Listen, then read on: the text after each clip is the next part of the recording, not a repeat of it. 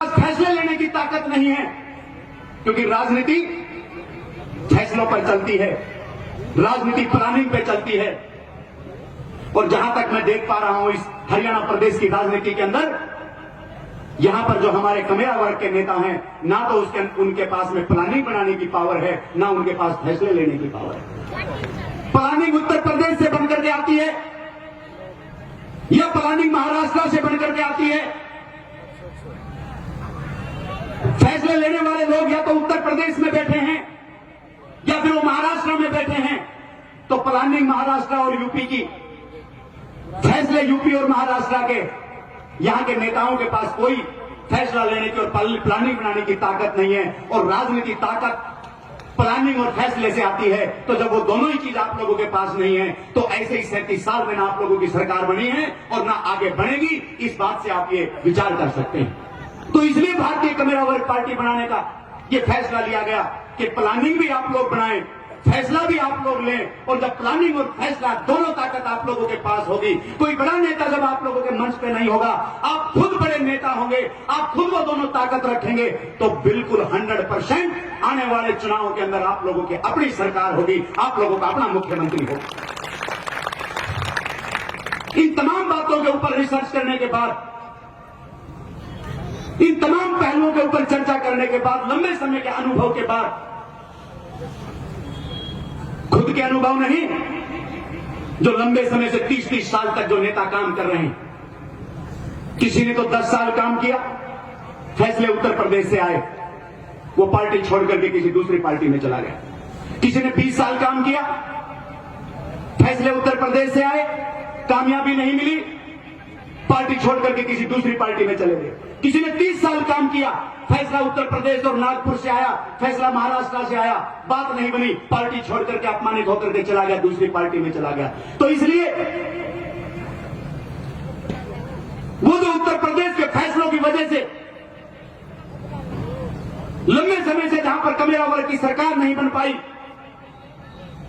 और जिन लोगों ने अपना तन मन धन लगा करके पूरी मेहनत की, वो लोग छोड़ करके दूसरी पार्टियों के चले गए, वो आगे ना जाए और आकर के अपनी पार्टी के अंदर काम करे। इसलिए भारतीय कमेरा वर्ग पार्टी का निर्माण किया गया। तो मैं अपील करता हूं उन तमाम नेताओं से जिन्होंने अपना समय दिया है, 10 साल, 20 साल, 30 साल, और उनके अपने फैसले नहीं हो सके, उनकी अपनी प्लानिंग नहीं चल पाई, उनकी अपनी योजना लागू नहीं हुई, वो आए और आकर के अपनी योजना भी लागू करे, अपनी प्लानिंग भी लागू करे, और आने वाले चुनाव के अंदर इस गरीब जनता के लिए, इस कमेरे वर्ग के लिए वो सरकार बना करके और वहां पर जाकर के अपना काम कर सके। इस बात के लिए भारतीय कमेरा वर्ग पार्टी का निर्माण हुआ। सम्मानित साथियों, मुझे यहां से सुप्रीमो बुलाया जा रहा है, मुझे यहां से नेता बुलाया जा रहा है।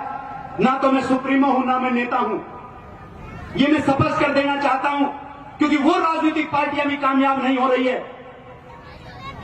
मेरे नेता सुन ले इस बात को, मीडिया लिखे इस बात को, वो कमेरा वर्ग के नेता ध्यान दे मेरी इस बात पे कि जहां पर कोई स्वयंभू नेता होता है, स्वयंभू नेता का मतलब एक ही आदमी जब फैसला करने वाला होता है, तो फिर वो तमाम लीडर, उस पार्टी के पदाधिकारी, उनकी योजनाएं फिर ध्वस्त हो जाती है, उनकी योजनाएं प्लानिंग वहां पर काम नहीं करती। जहां पर स्वयंभू नेता होते हैं, जो एक नेता फैसले लेने वाला जब किसी पार्टी के अंदर होता है, तो वो पार्टियां सत्ता के अंदर नहीं जाया करती हैं, वो पिछड़ जाती हैं। तो मैं सुप्रीमो नहीं हूं इस पार्टी का, मैं अकेला नेता नहीं हूं इस पार्टी का, बल्कि मुझे चेहरा बनाया गया है। और मैं आभार प्रकट करता हूं हरियाणा के उस बहुत बड़े कर्मचारी वर्ग की, उस बुद्धिजीवी वर्ग की, उस हरियाणा के इंटेलेक्चुअल वर्ग की, उन हजारों कर्मचारियों की, जिन्होंने मुझ पर विश्वास जता करके और मुझे आप लोगों की लड़ाई लड़ने के लिए चेहरा बनाया है। मैं उनका आभारी हूं, मैं उनका धन्यवाद करता हूं। तो मेरा अकेले का ब्रेन नहीं है, मेरे अकेले का ब्रेन इस पार्टी के अंदर नहीं लगा है, मेरे अकेले के फैसले इस पार्टी के अंदर नहीं चलेंगे। इस पार्टी के अंदर अगर मैं कोई गलत काम करता हूं, मैं अगर कोई गलत फैसला लेता हूं, तो मेरी भी कंप्लेंट करने के लिए मेरे ऊपर लोग बैठे हैं। वो बहुत बड़ा ग्रुप बैठा है जो इस पार्टी को चलाए। मैं कोई सुप्रीमो नहीं हूं। आप बेखौफ होकर के भारतीय कमेरा वर्ग पार्टी के अंदर काम करें, किसी से डरने की जरूरत नहीं है। यहां कोई स्वयंभू नेता नहीं है, यहां कोई सुप्रीमो नहीं है। डॉक्टर महेश को आज चेहरा बनाया गया है, उस एडवाइजरी बोर्ड ने बनाया है। जिस दिन वो एडवाइजरी बोर्ड फैसला लेगी, डॉक्टर महेश उस पद से हट जाएगा। अगर वो सही काम नहीं करता है तो आप उसकी कंप्लेंट उस एडवाइजरी बोर्ड में कर सकते हैं। उस एडवाइजरी बोर्ड का नंबर भी आप लोगों को दिया जाएगा, उनके सदस्यों का नाम भी आप लोगों को बताया जाएगा। तो इसलिए आप लोग ये ना समझे कि इसके अंदर कोई एक नेता काम कर रहा है। तो मेरे बुजुर्गों, नौजवान साथियों, समय ज्यादा हो गया है।